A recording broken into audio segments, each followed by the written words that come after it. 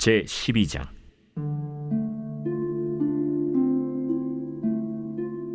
사무엘이 온 이스라엘에게 이르되, 보라, 너희가 내게 한 말을 내가 다 듣고 너희 위에 왕을 세웠더니 이제 왕이 너희 앞에 출입하느니라. 보라, 나는 늙어 머리가 희어졌고 내 아들들도 너희와 함께 있느니라. 내가 어려서부터 오늘까지 너희 앞에 출입하였거니와 내가 여기 있나니 여호와 앞과 그의 기름 부음을 받은 자 앞에서 내게 대하여 증언하라. 내가 누구의 소를 빼앗았느냐? 누구의 나귀를 빼앗았느냐? 누구를 속였느냐? 누구를 압제하였느냐? 내 눈을 흐리게 하는 뇌물을 누구의 손에서 받았느냐?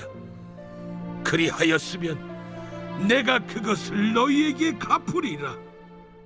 당신이 우리를 속이지 아니하였고 압제하지 아니하였고 누구의 손에서든지 아무것도 빼앗은 것이 없나이다.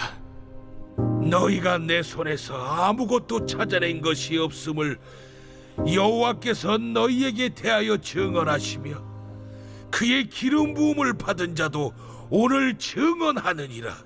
그가 증언하시나이다. 안녕하세요. 오늘도 따뜻한 말씀밥을 통해 영혼의 양식을 공급받으시길 소망합니다.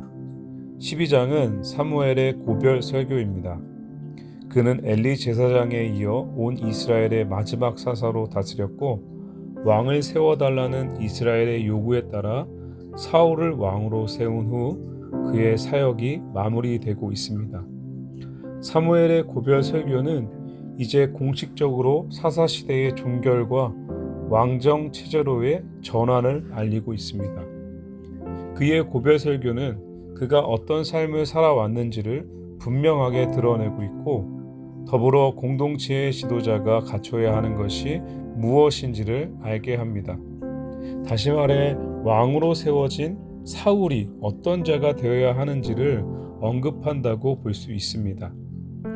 사무엘은 이스라엘의 요구대로 왕이 세워졌고 그 왕이 그들에게 있음을 확인시키며 어릴 때부터 백발이 된 지금까지 이스라엘의 지도자로 일해왔음을 언급하고 있습니다. 그는 자신의 어머니 한나의 서원 기도에 의해 출생 후 젖을 뗀 후 성전에 들여졌습니다. 그때부터 성전에서 지내며 엘리가 죽은 후 이스라엘의 지도자가 된 오랜 시간을 일해왔던 것이죠. 사무엘의 이 언급은 백성이 복을 누릴 수도 있고 화를 당할 수도 있는 두 가지의 상황을 생각해 보게 합니다. 그것은 어떤 지도자인지에 따라 달라질 수 있다는 의미입니다.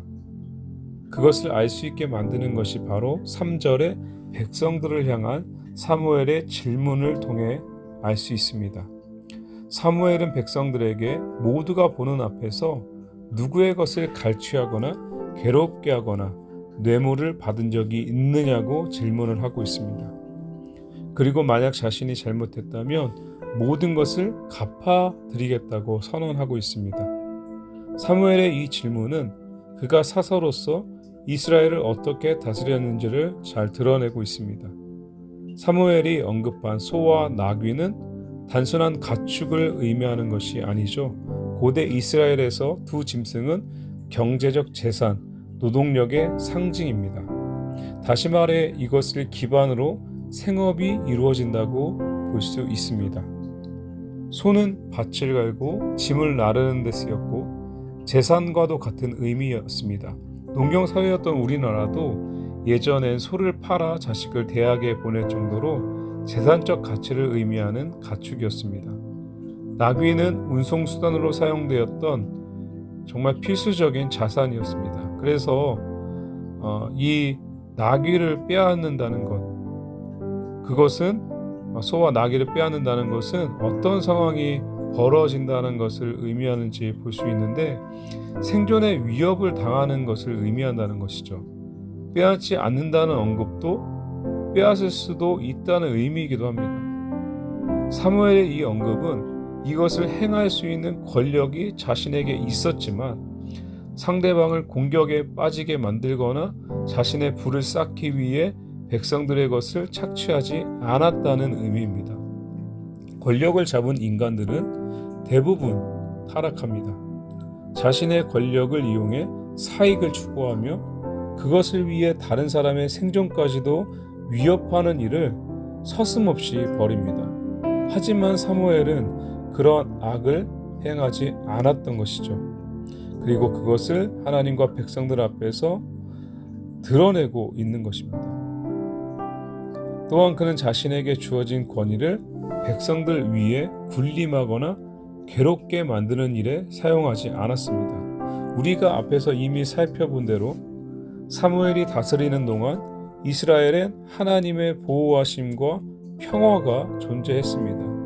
그것의 이유의 큰 측면이 바로 사무엘이라는 지도자의 다스림 가운데 주어진 하나님의 은혜였다는 것이 고별 설교 가운데 확인되고 있는 것이죠.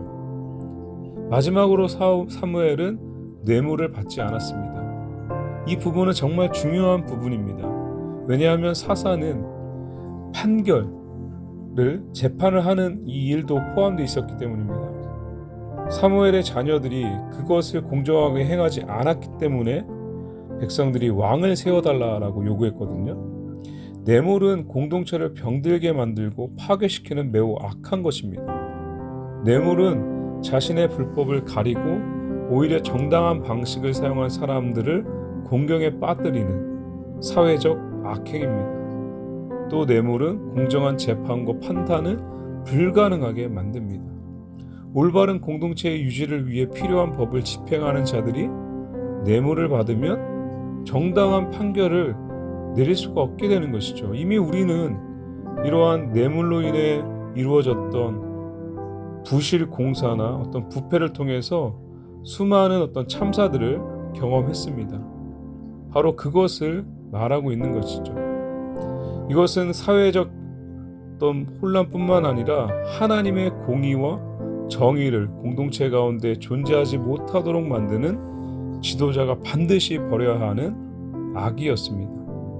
사무엘이 이 질문에 온 백성들이 그러한 악을 행한 적이 없다고 화답하였고 하나님 역시 이것에 대하여 증언한다고 확인하고 있습니다. 우리가 속해 있는 이 나라와 교회 그리고 공동체 가운데 이러한 정직한 리더들이 세워지고 이끌 수 있도록 우리는 기도해야 할 것입니다. 또한 사무엘의 모습을 보면서 하나님께서 무엇을 기뻐하시며 원하시는가를 우리는 분명하게 확인할 수 있습니다. 불의를 버리고 정직하며 남의 것을 탐내며 시기하며 질투하는 자들이 아니라 함께 살아가며 건강한 공동체를 세워가는 우리 모두가 되길 간절히 소망합니다.